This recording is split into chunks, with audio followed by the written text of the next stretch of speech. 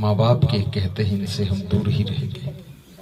जो माँ बाप तुमको गोद में रखते थे, अब अहंकार की अकड़ के कारण, नशा व्यसन के आदतों के कारण वे भी तुमसे थक चुके हैं, हार चुके हैं।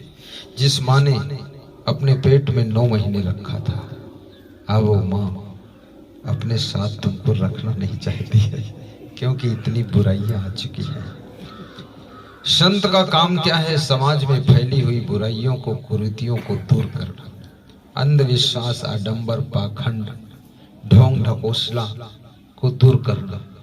और कितने साधु भी ऐसे हैं जो ढोंग ढकोसला और फैलाते भी रहते हैं, वो उसी धंधे में लगे हैं, आडंबर फैलाते रहते हैं, सही बात बताते नहीं हैं, उल्टा पुल्टा का रास्ता बताते रहते हैं। लेकिन सीधा रास्ता है, गुणवान बनो तो बहुत सुख पाओगे, शांति पाओगे। धनवान बनोगे तो मकान अच्छा बन जाएगा, गाड़ी अच्छी आ जाएगी, कपड़े अच्छे पहन लोगे, सामान अच्छा खरीद लोगे। लेकिन जब गुणवान बनोगे तो तुम्हारे गुणों की, कृष्ण भगवान की सुगंध, कबीर की सुगंध, गुरु नानक देव की सुगंध, विवेकानंद की सुगंध फैली थी, ऐसी खुशबू फैलेगी वो दुनिया में कहीं भी हो, लेकिन उनकी सुगंध तुम तक आ जाएगी। ऐसे सुगंध देने वाले बनो। दुनिया में दुर्गंध मत फैलाओ, सुगंध फैलाओ और दूसरों की दुर्गंध को भी दूर करो, दूसरों की बुराइयों को दूर करो। बीड़ी पीना बंद करो, सिगरेट पीना छोड़ो, गांजा की चिलम त्याग करो, दारू की बोतल से दूर हो जाओ। मांस, मछली, अंडा, मुर्गा क्या मिलेगा इससे? लंका के सभी राक्षस भैंसा खाते थे, मांस मछली खाते थे और एक एक गगरा दारू पीते थे। और हनुमान जी जब अकेले गए हैं, फल फूल खाने वाले सभी राक्षसों को इतना बुरी तरह पीटा है, बहुत मारा सबको। ये फल फूल की ताकत को देखिए आप, माइंड को शुद्ध करिए। ये बुराइयां, ये खुराफात, गुस्सा करना बंद करो। आदमी को गुस्सा भी बहुत आती है, और जिसको क्रोध ज्यादा आता है उसके घर से लक्ष्मी रूठ जाती है। थोड़ा गम खाना भी सीखो, माँ बाप की भी गम खा लो, बेटे बहू की गम खा लो, पति की गम खा लो। पति ने थोड़ा सा कुछ कह दिया, गठरी बांधकर मायके पहुंच गई चुन्नी देवी। मायके में भाभी ने कुछ कह दिया, फिर गठरी बांध के ससुराल आ गई। तुम जिंदगी भर यही अप डाउन करती रहोगी। गम खा कर रहो। पुलिस वालों को भी शांति मिलेगी जब थोड़ा झगड़े कम होंगे। ये भी चिल्ला चोट में पड़े रहते हैं, इधर का झगड़ा निपटाते तब तक उधर से फोन आ जाता है।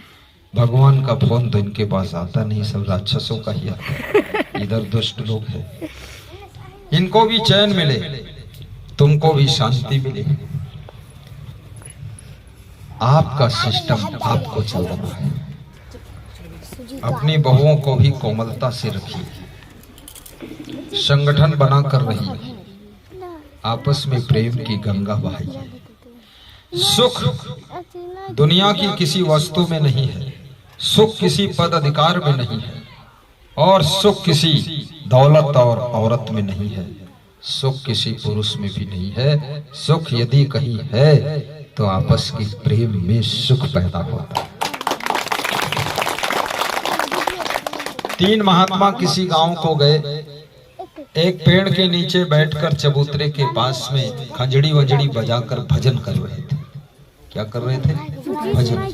दिन भर भजन किया, भोजन मिला ही नहीं, क्योंकि गांव वाले भजन वजन को समझते नहीं थे। तो खंजड़ी बजती रही और गांव वाले अपनी अपनी ढबली बजाते रहे।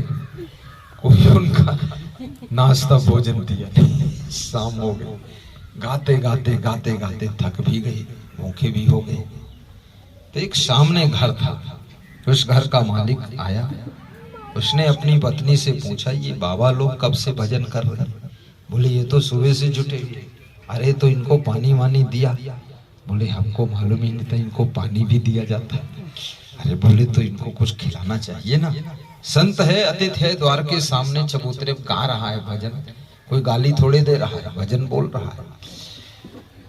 तो पत्नी ने कहा जाओ फिर बुला लाओ सबको, भोजन ही करवा देते, शाम हो गई। तो बुलाने गया वो पति। तो महात्मा ने कहा हम तीनों किसी के घर जाते नहीं हैं, 3 में से एक को ले जाओ, जिसको ले जाना, और खिला के ले आओ, हमारे लिए यही ले आएगा भोजन। बोले मेरा नाम धनदास है, इसका नाम सफलता दास है, और उसका नाम प्रेमदास है, किसको ले जाओ? तो पति बुद्धिमान था, बोला घर से पूछ के आता हूँ किसको लाऊं। घर में आया, पत्नी से पूछा किसको ले आऊं, बेटी से पूछा किसको लाऊं, धनदास है, सफलता दास है और प्रेमदास। तो पत्नी ने कहा धनदास को ले आओ, अपने को धन की जरूरत है, बाकी क्या करना अपने। तो वो बोला, पति बोला सफलता दास का लाऊं तो सब सफलता मिल जाएगी, सब धन हो जाएगा। तो बेटी बोली न धनदास से काम चलेगा, न सफलता दास से, प्रेमदास को ले आओ, घर में प्रेम हो जाएगा तो सब हो जाएगा। अब घर में प्रेमदास आ गए, तो प्रेम जहां होता वहां सुमत भी होती है, और जहां सुमत है वहां संपत्ति भी होती है।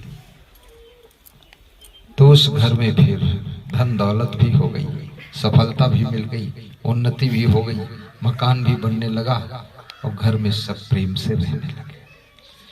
प्रेम में जो शक्ति है, कबीर कहते हैं 2.5 अक्षर प्रेम का पढ़े सो पंडित हो, पोथी पढ़ पढ़ जग हुआ पंडित हुआ न कोई। पोथियां पढ़ के संसार मर गया, पंडित कोई नहीं बना।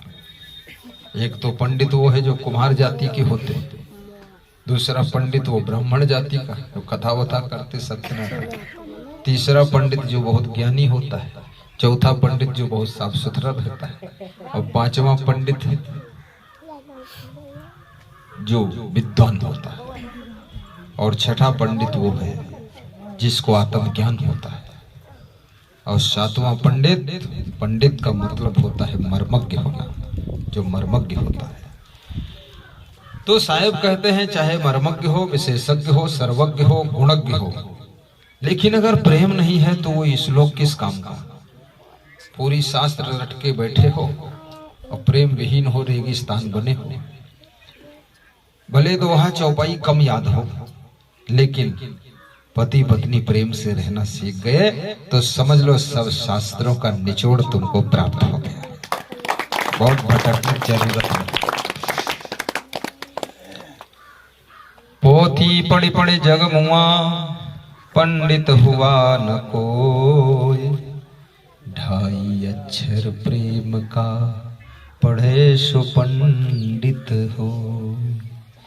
प्रेमवा म भूले भगवान हो, सेवरी के घर माइक में गावई साधु, धर्मेंद्र के घर भक्ति माँ भूले भगवान हो, सेवरी के घर भक्ति माँ भूले भगवान हो, सेवरी के घर खट्टे मीठे बेर सेवरी चखी चखी लावे, खट्टे मीठे बेर सेवरी चखी चखी लावे।